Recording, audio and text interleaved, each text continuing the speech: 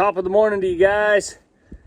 We're getting ready to go to Fort Worth in true Rafter KL fashion, waiting to the last minute to get a bunch of stuff done, cram it all into one day. We're gonna walk you through what a day looks like, kind of the norm. You know, we got morning chores we do every day. There's some things that don't change that we do every day no matter what. And then packing for the event, what does that look like? What do we take? What don't we take?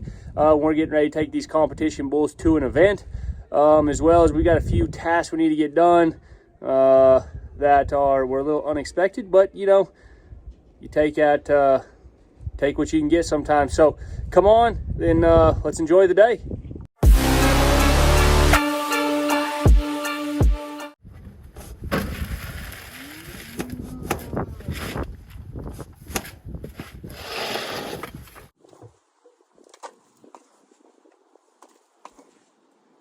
Since we're going on the road this week, double servings for all the bulls, 2 bulls black label.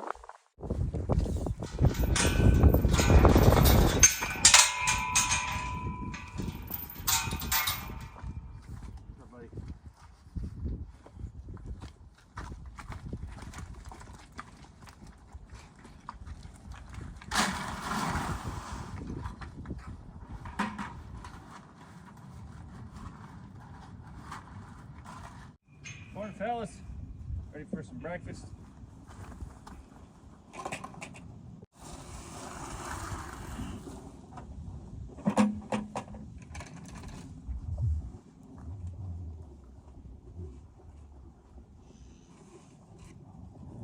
All right, so we got 1 pen left. These are bulls on a diet. So the other bulls are getting 6 pounds apiece twice a day. This pen gets 8 pounds total per day, so 4 pounds a piece morning and night. Weanling bulls are fed. We also feed these guys twice a day, every morning. All right, so we just got our buckets filled up for the last set of them here today, this morning, our morning route. Anyway, the feed bin sounds a little empty, so we're gonna climb up, take a look, see if we need to order feed or not. Our grain bin's got a ladder right here, all the way to the top with a lid. We'll work our way up, check it out. All right, so we've made it to the top of the grain bin. Here's our lid. Pop the lid open, see if we need to order feed. Oh shit, yeah, I'd say we should have ordered feed a few days ago. Guess we'll get on it now. Check the grain bin, definitely out of feed. I sent my feed lady there at the mill a text. Got feed ordered. Hopefully be here end of the week, first of the week, somewhere in there. We got one last set to feed this morning before our last minute preparations to go to Fort Worth. So we're gonna go feed our weanling heifers. Again, they get fed twice a day. Let's get after it.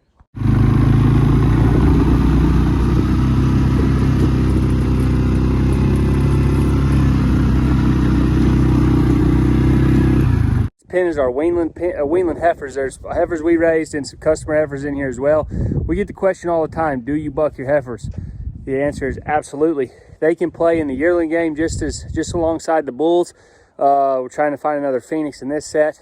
So far, there is some pretty decent ones, but I wouldn't say that there's a Phoenix in this set, but they've only been bucked 3 times, so we're gonna keep on to them, try to find some heifers that can be competitive. But in this feed route, we always start at the very back, circle around, and then feed our way back to the gate.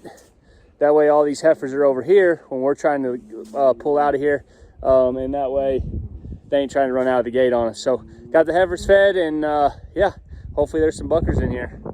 All the bulls that we feed in the morning, they are fed. Last night we cleaned the trailer out. We got to go get shavings for the bulls to have a nice comfy ride headed to Fort Worth. We finished last night. It was after dark when we were doing this, but as you can see in the skid steer bucket, we still got 1 bucket we need to empty, and then we can head to town and get shavings.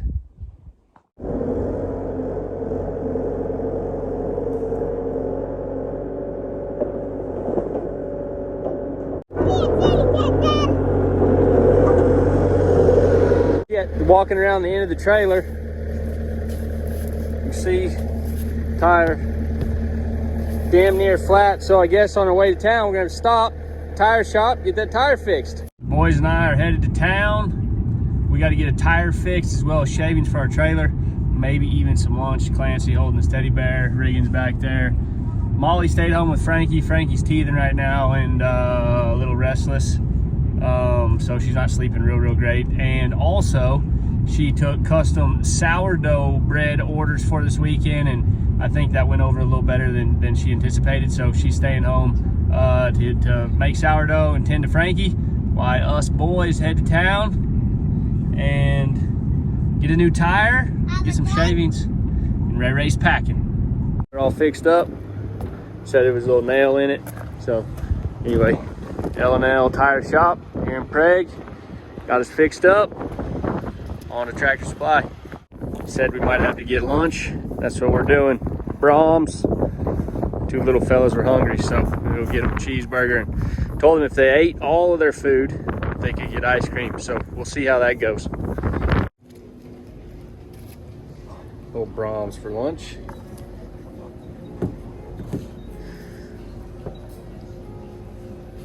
So we're leaving Brahms. Boys had a good lunch.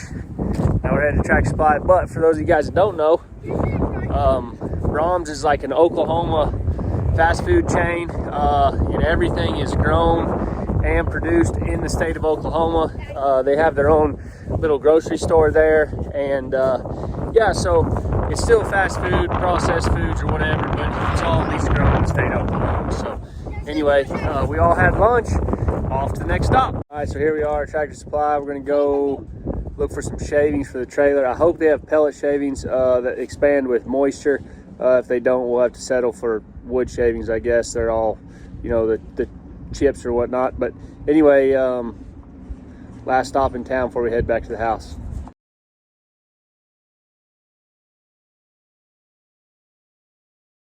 Riggs and Ray Ray.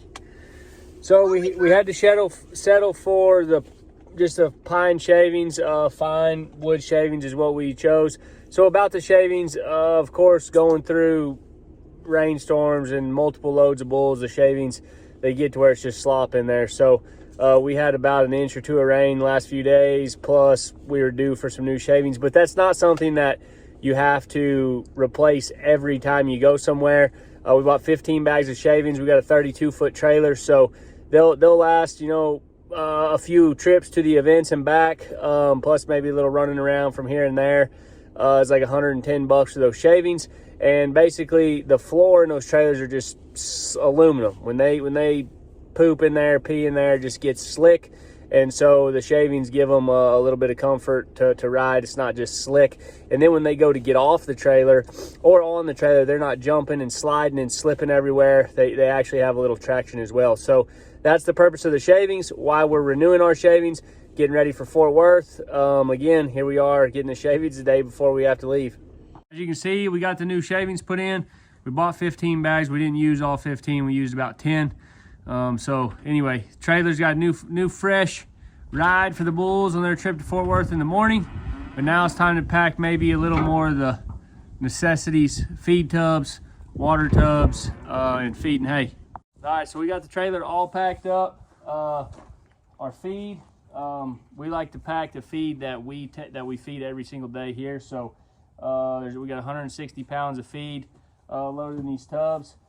This bucket here is kind of important on the inside of it. I don't know if you can see it, but I've got a scale here and I weighed it out. I've got marks of 3, 4, and 6 pounds to go in this bucket. So I leave my scale here at the house and I just take this bucket. That way when I'm feeding it at the events, the bulls are getting exactly what they are getting here at the house.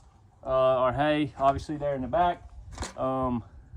I'll feed tomorrow morning for a leave, and then I'll feed them their evening ration tomorrow night.